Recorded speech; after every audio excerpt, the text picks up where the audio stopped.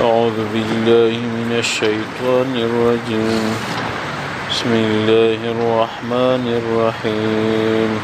اللہ تبارک و تعالی فرماتے ہیں وَإِذَا طَلَّقْتُمُ النِّسَاءَ، جب آپ لوگ عورتوں کو طلاق دیتے ہو، فَبَلَغْنَ أَجَلَهُنَّ، اس کے بعد ان کی مدت عدت پوری ہونے لگے، فَأَمْسِكُوهُنَّ بِمَعْرُوفٍ أَوْ سَرِّحُوهُنَّ بِمَعْرُوفٍ،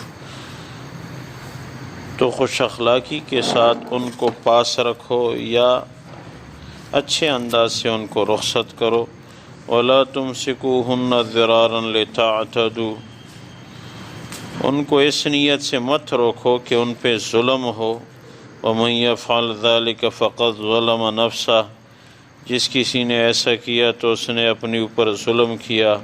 وَلَا تَتَّخِذُوا آیَاتِ اللَّهِ هُزُوًا، اللہ کی آیات کو مذاق مت بناؤ۔ وَاذْكُرُوا نِعْمَةَ اللَّهِ عَلَيْكُمْ، اللہ کی نعمتیں جو تمہارے اوپر ہیں ان کو یاد رکھو۔ وَمَا أَنزَلَ عَلَيْكُم مِّنَ الْكِتَابِ وَالْحِكْمَةِ يَعِظُكُم بِهِ، اور اللہ نے جو کچھ اپنی کتاب میں تمہارے اوپر نازل کیا ہے اور جو حکمت کی باتیں اللہ نے نازل کی ہیں ان کو بھی یاد رکھو۔ یعظکم بہ، ان کے ساتھ نصیحت حاصل کرو۔ واتقوا اللہ واعلموا ان اللہ بکل شیء علیم، اللہ سے ڈرتے رہو اور جان لو کہ واقعی اللہ تبارک و تعالی ہر چیز پر علم رکھنے والے ہیں۔ اللہ تبارک و تعالی اسی آیت مبارکہ میں طلاق کا انداز ذکر فرماتے ہیں۔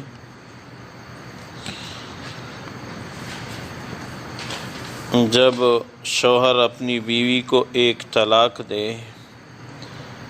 اور طریقہ ہی یہی ہے کہ ایک طلاق دی جائے ابتداً، پھر 1 مہینہ گزر جائے، رجوع نہیں کیا تو وہ خود بخود 2 طلاق ہو گئی۔ اسی طرح جب تیسری طلاق کے وقوع کا موقع قریب آئے تو اب یا تو بس اچھائی کے ساتھ ان کو پاس رکھو، رجوع کرو۔ 1 طلاق جس نے دی 3 مہینے گزرنے سے پہلے وہ رجوع کر سکتا ہے۔ اچھے انداز سے رجوع کرو اور بیوی کو پاس رکھو، اور پرانی جو باتیں ہو گئی تھی، ناراضگی ناچاکی کی، ان کو نظر انداز کرو۔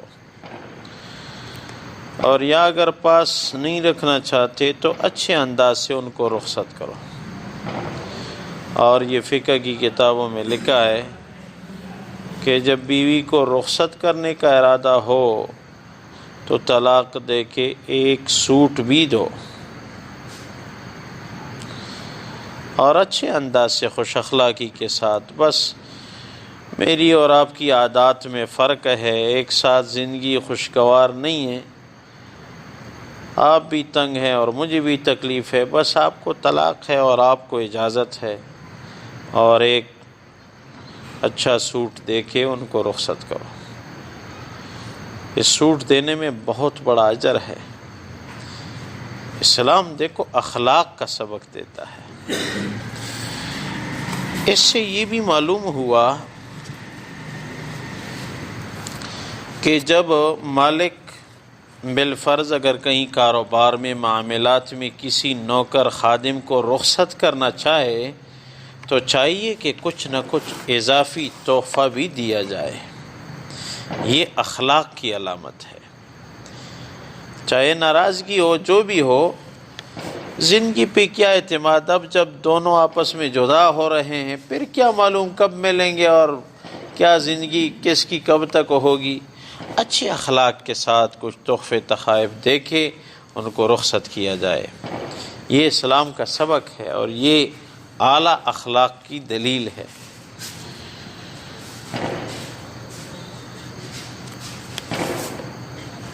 اور ساتھ یہ بھی ارشاد فرمایا کہ جس نے بیوی کو اس نیت سے روک کے رکھا کہ اس کو تکلیف ہو، اس پہ میں ظلم و زیادتی کروں، تو یہ اپنی اوپر ظلم کرنا ہے اور اللہ کے احکامات کو مذاق بنانا ہے۔ اللہ کے حکم پہ قدرت پا کے قصداً عمل نہ کرنا، اس کے خلاف کرنا، یہ اللہ کے حکم کے ساتھ مذاق کرنا ہے۔ تو اس پہ ظلم کرنا یہ دراصل اپنی اوپر ظلم کرنا ہے، کیونکہ سزا تو آخرت میں خود اس کو ہوگی جس نے ظلم کیا ہے۔ تو عورتوں پہ ظلم بھی نہ ہو۔ جب سمجھ گئے کہ اچھی طرح زندگی نہیں گزر سکتی کسی بھی ممکن طریقے سے، تو پھر طلاق میں بہتری ہے۔ طلاق کوئی وہ ایسے حالات میں جب پریشانی ہو، بیوی بھی تنگ ہے اور خاوند کو بھی تکلیف ہے اور بار بار اصلاح کی کوشش کے باوجود اصلاح نہیں ہو رہی، تو اس وقت کے لیے طلاق ہی ہے۔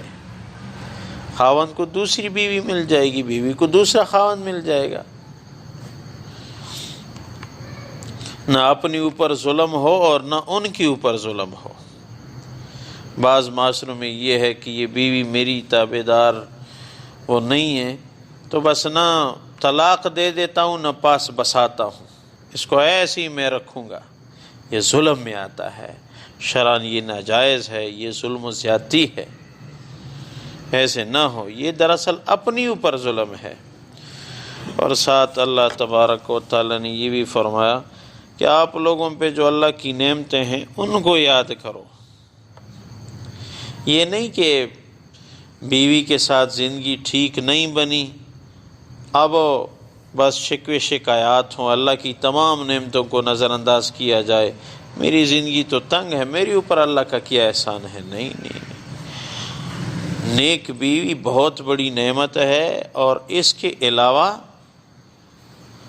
وہ جیسے وہ کل حدیث میں بات آئی، حضور اقدس صلی اللہ علیہ وسلم کی مبارک ذات نے ارشاد فرمایا، شادی شدہ آدمی کی 2 رکعت، وہ شادی شدہ آدمی جس کے بچے بھی ہوں، اس کی 2 رکعت کی نماز غیر شادی شدہ کی 82 رکعتوں سے افضل ہے۔ تو یہ اللہ کی بڑی نعمت ہے، لیکن جب زندگی ٹھیک نہیں بنی تو باقی نعمتوں کو تو فراموش نہ کیا جائے۔ باقی تو اللہ کی ہر نعمت ہے، صحت نعمت ہے، رزق کا ملنا یہ نعمت ہے، بلکہ دائیں بائیں آگے پیچھے یہ دیکھیں سب کی سب نعمتیں ہیں۔ ایک نعمت اگر نہ رہے، پانی نہ رہے، اور اسی طرح صحت نہ ہو، وہ دیکھنے کی قوت نہ ہو، سننے کی نہ ہو، چلنے کی قوت نہ ہو، تو انسان کتنا پریشان ہو جاتا ہے۔ تو ان نعمتوں کی قدردانی کی جائے، اور جو کچھ اللہ نے قرآن کی صورت میں نازل کیا ہے یہ بھی بہت بڑی نعمت ہے۔ قرآن کے ذریعے، حکمت کی باتوں کے ذریعے نصیحت حاصل کرو، یعظکم بہ، قرآن کے ذریعے نصیحت حاصل کرو۔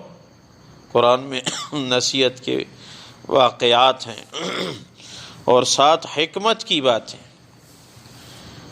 حکمت کی باتیں، حکیمانہ باتیں، جس کو لوگ اقوال زرینی کہہ دیں، یہ بھی یعنی شریعت کے مطابق جو باتیں ہیں، وہ اقوال زرین جو شریعت کے مطابق ہیں، ان پہ عمل کرنا بہت بڑی بات ہے۔ اجر ہی اجر ہے، اور آدمی نصیحت حاصل کر لیتا ہے۔ تو حکمت کی باتوں کو بھی مد نظر رکھا جائے اپنی زندگی کے لیے۔ ہمارے ایک استاد تھے، فرمانے لگے کہ عقل مند آدمی اپنے آپ کو بھی لڑائی جھگڑے سے بچاتا ہے اور دوسرے کو بھی لڑائی جھگڑے سے بچاتا ہے۔ عقل مند آدمی کی نشانی یہ ہے، اپنے آپ کو بھی جھگڑے سے بچاتا ہے اور دوسرے مسلمان کو بھی جھگڑے سے بچاتا ہے، اپنے آپ کو بھی نقصان سے بچاتا ہے اور دوسرے آدمی کو بھی نقصان سے بچاتا ہے۔ یہ حکمت کی باتیں ہیں۔ یہ رحمان بابا جو شاعر تھے پشتو ادب کے، اس کے ہر شعر میں دیکھو حکمت بھری ہوئی ہے، آخرت کی طرف وہ دیکھتا رہتا ہے۔ آج ہی ایک بندے سے کچھ فروٹ خریدا تو اس نے کہا ایک شعر سنا دوں۔ میں نے کہا بڑی بات ہے، کیوں نہیں جی۔ تو اس نے ایک شعر سنایا۔ پاؤں سے معذور ہے، کبھی ادھر فروٹ بیچتا ہے، میری کوشش ہوتی اکثر اسی سے خریدتا ہوں کیونکہ بیچارہ معذور بھی ہے۔ تو اس نے کہا ایک شعر سنا دوں، بار بار دیکھتا ہے تو کہتے آج ایک شعر سنا دوں۔ میں نے کہا کیوں نہیں، سنا دو۔ تو اس نے کہا اچھی طرح سنو۔ وہ خربوزے شاپر میں ڈال کے رکھ کے پھر متوجہ ہوا۔ کہتا ہے کہ رحمان بابا کا شعر ہے لیکن بہت قیمتی ہے، توجہ سے سن لو۔ میں نے کہا ہم سنیں گے۔ تو کہنے لگے محل سلا جوڑوے تیرے نہ بکوچ کڑے، دورا بستے چھے پتا سکی گی نا۔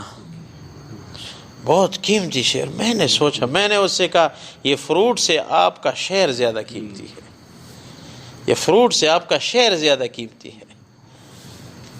محل سلا جوڑوے تیرے نہ بکوچ کڑے، دورا بستے چھے پتا سکی گی نا۔ دنیا میں محل کس لیے بناتے ہو؟ ایسے بھی مسافر ہو، جانے والے ہو پیارے۔ بس اتنا مکان بس ہے کہ بارش کے دوران ٹھپکتا نہ ہو، بس یہ چھت کافی ہے۔ اگر غور کیا جائے تو یہ ایک حکیمانہ وہ شعر ہے۔ تو ہر بات میں ایک حکمت ہوتی ہے۔ کل ایک جگہ بیٹھے ہوئے تھے تو ساتھیوں میں کہنے لگے کہ ہند کو کی کوئی قیمتی بات سنا دوں۔ میں نے کہا کیوں نہیں۔ تو اس نے کہا جو بھی مقصد ہو آپ کا اس کے لیے کھری تتی کر، کھری تتی کر۔ میں نے کہا کھری تتی کر کا کیا مطلب ہے؟ تو اس نے کہا کہ یہ ہمارے بڑے کہتے تھے کہ جو بھی مقصد ہو تو اس کے لیے کھری تتی کر، یعنی ایڑی گرم کر، اس کے لیے گھومو پھرو تو وہ مقصد حاصل ہوگا۔ میں نے کہا واقعی بہت قیمتی بات ہے کہ جو بھی مقصد ہو اس کے لیے متحرک رہو، وہ مقصد پورا ہوگا۔ تو جہاں بھی موقع ہو یہ باتیں مجلس سے حاصل ہوتی ہیں۔ ہمارے شیخ سعید صاحب رحمہ اللہ تعالیٰ علیہ تھے، وہ ایک دفعہ فرمانے لگے سکوت کے متعلق، خاموشی کے متعلق کوئی حدیث آئی سبق میں، تو فرمانے لگے کہ خاموشی جاہل کے لیے بہت مضبوط پردہ ہے۔ وہ فرمانے لگے خاموشی جاہل آدمی کے لیے ایک مضبوط پردہ ہے۔ جاہل آدمی ہے لیکن خاموش بیٹھا ہوا ہے، بڑا مہذب، بڑا وہ کیا کہتے ہیں سیولائز اور بڑا ہی پروقار نظر، اگر وہ بولے گا بس وہ کام ختم ہو گیا، پردہ اس نے پاڑ دیا، اب بتا دیا کہ میں کون ہوں۔ تو پھر فرمانے لگے خاموشی بغیر فوجیوں کی حکومت ہے، خاموشی بغیر فوجیوں کی حکومت ہے۔ اور پھر فرمانے لگے کہ خاموشی وہ عالم کے لیے زینت ہے، دنیاوی معاملات میں عالم خاموش رہے، یہ زینت ہے۔ بہرحال قرآن نصیحت ہے اور حکمت کی باتیں، بڑوں کی باتیں یہ بہت بڑی نصیحت ہوتی ہے، ان کو یہ باتیں تجربے سے حاصل ہوتی ہیں۔ بڑوں کی باتوں کو آدمی کان لگائے، اس کو عمل میں لائے تو اس کو فائدہ ہی فائدہ ہوگا۔ تو اللہ تبارک و تعالی فرماتے ہیں وَإِذَا طَلَّقْتُمُ النِّسَاءَ فَبَلَغْنَ أَجَلَهُنَّ فَأَمْسِكُوهُنَّ بِمَعْرُوفٍ، جب آپ لوگ بیویوں کو طلاق دے دیں تو پھر ان کی مدت پوری ہونے لگے، اچھائی کے ساتھ یا ان کو بسا کے رکھو، أَوْ سَرِّحُوهُنَّ بِمَعْرُوفٍ، یا ان کو اچھائی کے ساتھ رخصت کرو، وَلَا تُمْسِكُوهُنَّ ضِرَارًا لِتَعْتَدُوا، اور ان کو اس نیت سے پاس نہ رکھو کہ ضرر دے کے ان پہ زیادتی کرو۔ وَمَن يَفْعَلْ ذَلِكَ فَقَدْ ظَلَمَ نَفْسَهُ، جس کسی نے ایسا کیا یعنی بیوی کو ظلم کی نیت سے پاس رکھا تو اس نے اپنی اوپر ظلم کیا۔ وَلَا تَتَّخِذُوا آیَاتِ اللَّهِ هُزُوًا، اور اللہ کی آیات کو مذاق مت بناؤ۔ وَاذْكُرُوا نِعْمَةَ اللَّهِ عَلَيْكُمْ وَمَا أَنزَلَ عَلَيْكُم مِّنَ الْكِتَابِ وَالْحِكْمَةِ يَعِظُكُم بِهِ، اللہ کی نعمتوں کو یاد رکھو جو تمہارے اوپر ہیں، اور اللہ کی کتاب جو تمہارے اوپر نازل ہوئی ہے اس کو بھی یاد رکھو، حکمت کی باتوں کو بھی یاد رکھو، یعظکم بہ، ان کے ساتھ نصیحت حاصل کرو۔ واتقوا اللہ واعلموا ان اللہ بکل شیء علیم، تقوی اختیار کرو اللہ کے سامنے اور جان لو کہ اللہ تبارک و تعالی ہر چیز پہ علم والے ہیں۔ اللہ اپنی بارگاہ میں قبول فرمایا، اللہ خلوص الہیت نصیب فرما، اعمال صالحہ کی توفیق عنایت فرما، برکت نازل فرمایا اللہ، پریشانیاں دور فرما، اعمال صالحہ کی توفیق عنایت فرما۔ جب تک زندگی ہے یا اللہ موت تو ضرور آئے گی، ہمیں علم نہیں آپ کو علم ہے یا اللہ، اعمال صالحہ کی توفیق عنایت فرما۔ اے اللہ دنیا اور آخرت کی رسوائیوں سے ہماری حفاظت فرما، اے اللہ آخری خاتمہ بالخیر نصیب فرما۔ وَأُفَوِّضُ أَمْرِي إِلَى اللَّهِ إِنَّ اللَّهَ بَصِيرٌ بِالْعِبَادِ بِرَحْمَتِكَ وَكَرَمِكَ يَا رَحْمَنُ۔